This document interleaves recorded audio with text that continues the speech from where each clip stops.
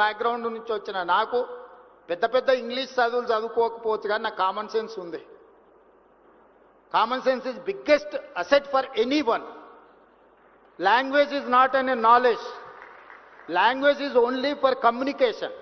అమెరికాలో బిచ్చమెత్తుకునేటోని కూడా ఇంగ్లీష్ వస్తుంది, వాని ఊర్లో మాట్లాడుకునేదే ఇంగ్లీష్, బాత్రూమ్ కడిగేటోని కూడా ఇంగ్లీష్ వస్తుంది. జపాన్కి జర్మన్కి ఇంగ్లీష్ వచ్చా, వాళ్ళకి చైనాకి ఇంగ్లీష్ వచ్చా?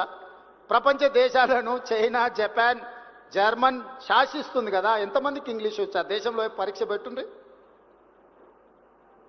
తెలివితేటలకు చిత్తశుద్ధికి భాషకు సంబంధం లేదు.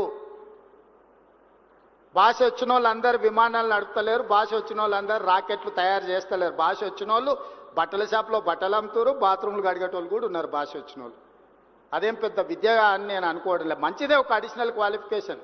కొందరికి సాంస్క్రిట్ వచ్చు, కొందరికి జర్మన్ వచ్చు, కొందరికి అదర్ లాంగ్వేజ్, అడిషనల్ క్వాలిఫికేషన్ అది.